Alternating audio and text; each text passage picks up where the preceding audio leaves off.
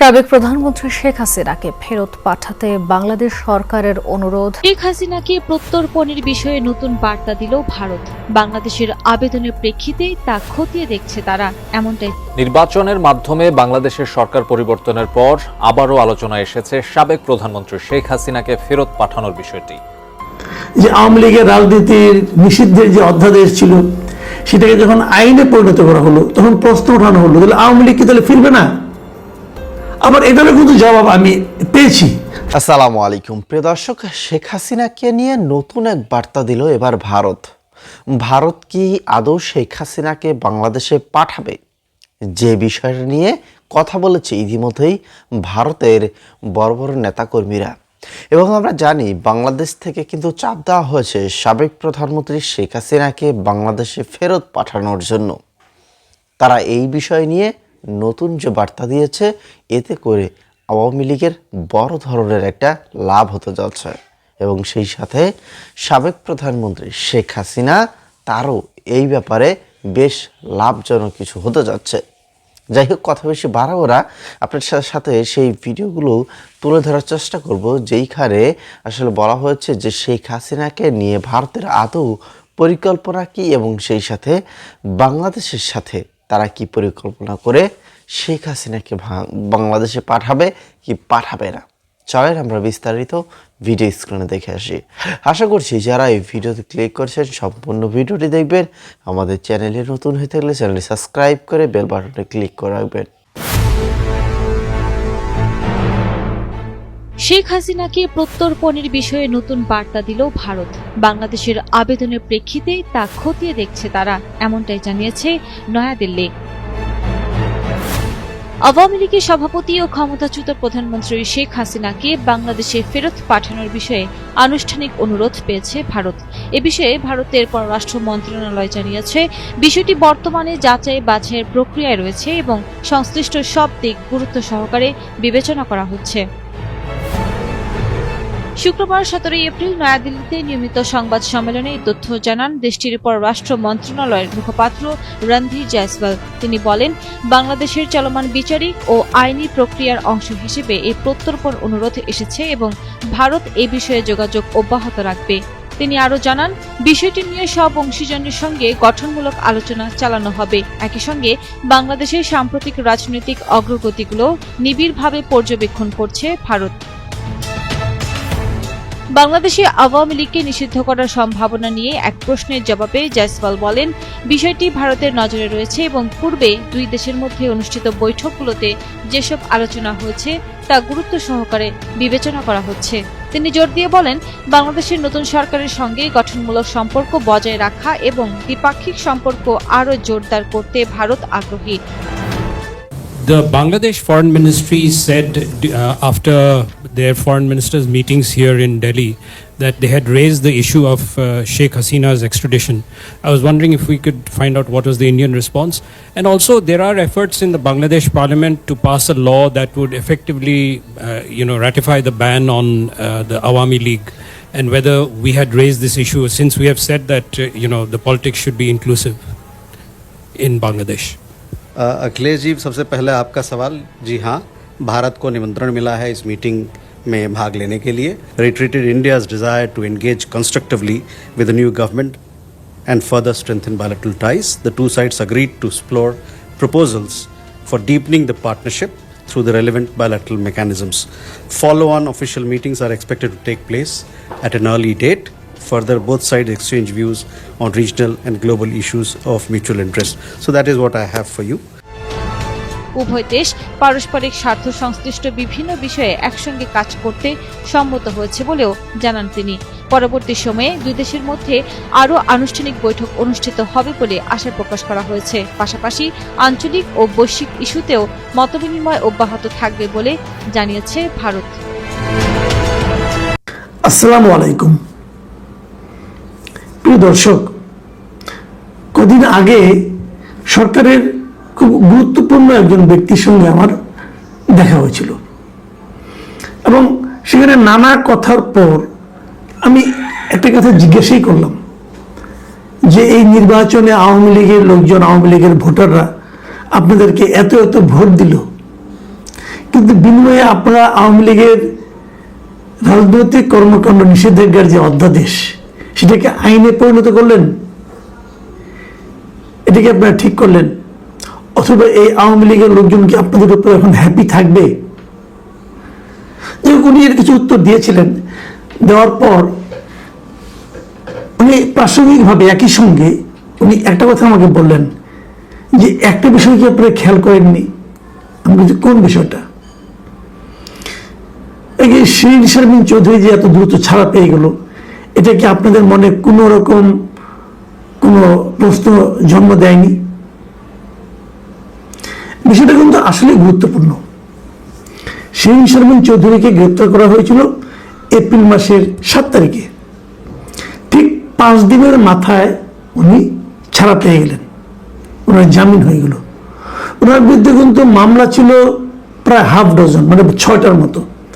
যতদূর জানি তার মধ্যে 3টাতে ওনার ব্যাপারে ফাইনাল রিপোর্ট দেওয়া হয়েছে, মানে ওনাকে দোষী সাব্যস্ত করা হয়নি একেবারেই। বাকি 3টা তদন্ত চলছে। যে মামলায় ওনাকে গ্রেপ্তার করা হয়েছিল সেই মামলায় ওনার জন্য কিন্তু পুলিশ রিমান্ড ওনাকে চেয়েছিল, আদালত রিমান্ড দেয়নি, জেলে পাঠিয়ে দিয়েছে। এবং তারপরে কদিন পরে জামিন হয়ে গেছে, এবং জামিন হওয়ার পর উনি ছাড়া পেয়ে গেছেন। জামিন হওয়ার পর এত দ্রুত ছাড়া পাওয়ার ঘটনাও কিন্তু আমাদের দেশে ইদানিং খুব কমে গেছে। এই কারণে যখন নাকি জামিনের আদেশ দিয়ে জেলখানায় যাওয়া হয়, তখন দেখা যায় বের হওয়ার সঙ্গে সঙ্গে জেল গেটে তাকে অন্য একটা মামলায় আবার অ্যারেস্ট দেখানো হয়। এ ধরনের ঘটনা বহু ঘটেছে। এই যে আমাদের পাশেই নারায়ণগঞ্জের যে মেয়র, এবং নারায়ণগঞ্জের সবচেয়ে জনপ্রিয় মেয়র, মানে উনি মেয়র ছিলেন নারায়ণগঞ্জের সিটি কর্পোরেশন হওয়ার পর থেকে উনি মেয়র, এবং উনি পৌরসভা চেয়ারম্যান ছিলেন এর আগে নারায়ণগঞ্জের। খুবই জনপ্রিয় ব্যক্তি ডক্টর সেরেনা হায়াত আইভি। ওনাকেও কিন্তু এরকম একটা নানা রকম মামলায় গ্রেপ্তার করা হয়েছে। উনি বারবার জামিন পান এবং জামিন পেয়ে বেরোতে পারেন না, আবার আরেকটা মামলায় ওনাকে গ্রেপ্তার দেখে আটকে রাখা হয়। আওয়ামী লীগের অনেক লোক, আওয়ামী লীগ বাদ দেন, অনেক সাংবাদিক আছে, অনেক সাধারণ মানুষ আছে এ ধরনের গণ মামলায়, হয়রানিমূলক মামলায় গ্রেপ্তার হয়ে জেলখানায় কাটাচ্ছেন। জামিন হচ্ছে না। মামলা চলুক, জামিন তো দেবেন, জামিন হচ্ছে না। অন্তর্বর্তীকালীন সরকারের আমলে তারা জামিন পাননি, এবং এই সরকারও সেই ধারাবাহিকতাকেই অনুসরণ করে চলেছে, জামিন দিচ্ছে না। জামিন পাওয়াটা যে একজন লোকের নাগরিক অধিকারের মধ্যে পড়ে, মৌলিক অধিকারের মধ্যে পড়ে, এই জিনিসটাও যেন এরা মানতে চায় না। ক্ষমতায় গিয়েছে, আগে যেটা তাদের উপর প্রয়োগ হয়েছিল, এখন যদি সেটা অন্যদের উপর প্রয়োগ তারা করতে না পারে, তাহলে তারা যে ভোগান্তির শিকার হয়েছিল এটা এই মানুষকে বোঝাবেন কিভাবে? হয়তো এই ধরনের মানুষকে বোঝাচ্ছেন, পুরো দেশকে বোঝাচ্ছেন, দেখো আমরা কত কষ্ট করেছি, অতএব তোমরা কিছুটা কষ্ট করো।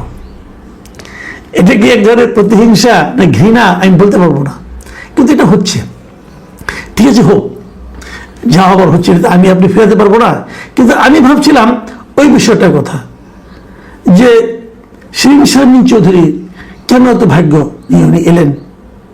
অন্তর্বর্তীকালীন সরকারের আমলেও দেখেছি এরকম আরেকজন ভাগ্যবান ছিলেন সাবির হোসেন চৌধুরী।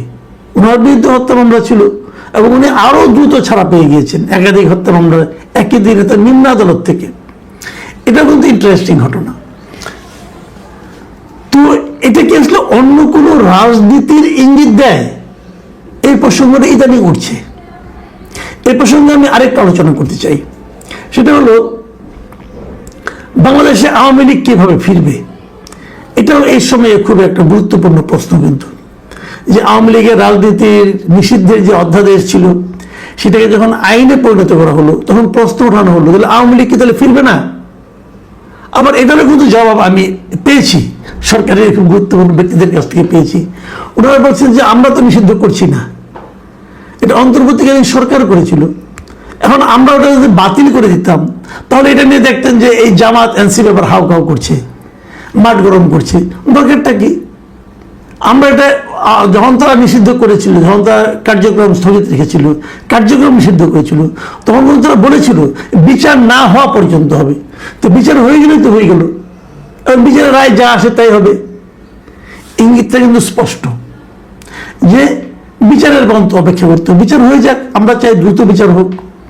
বিচারের রায় কি হবে দেখা যাবে। একটা রাজনৈতিক দলকে নিষিদ্ধ করার জন্য বিচারকটা কতটা উদ্গ্রীব থাকেন, নাকি সেই সময়ে সংগঠিত সন্ত্রাসী কর্মকাণ্ডের জন্য দায়ী ব্যক্তিরা যদি সাব্যস্ত হন, সেটা আমরা পরে ইনশাল্লাহ দেখতে পারবো। কিন্তু প্রশ্নটা অন্য জায়গায়।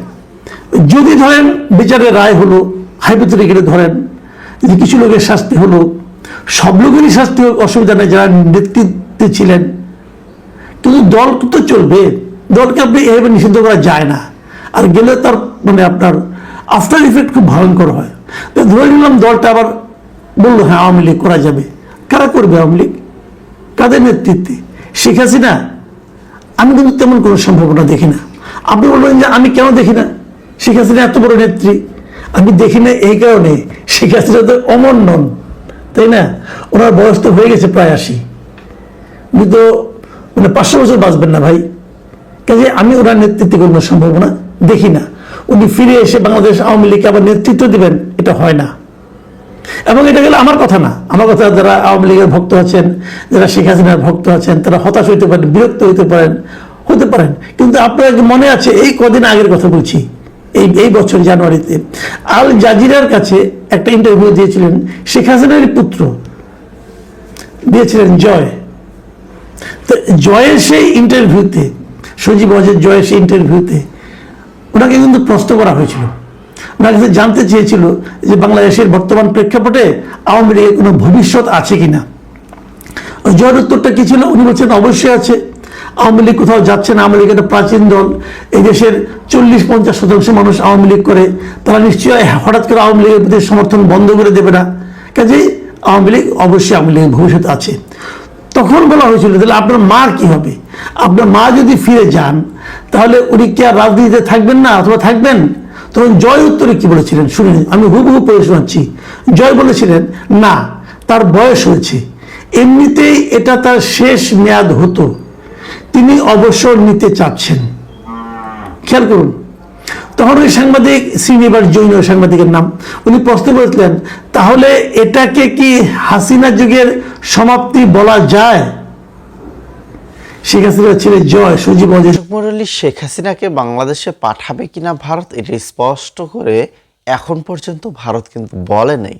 তবে হ্যাঁ, বাংলাদেশে শেখ হাসিনাকে পাঠানো যাবে কিনা সেই বিষয় নিয়ে তারা ভাবছে, তারা পরিকল্পনা করছে যে আদৌ শেখ হাসিনাকে বাংলাদেশে পাঠালে শেখ হাসিনা ভালো থাকবে কিনা, সেইটা তারা ভেবেচিন্তে দেখছে। তো যাই হোক, শেষ পর্যন্ত তারা কি করবে দেখা যাক সে পর্যন্ত।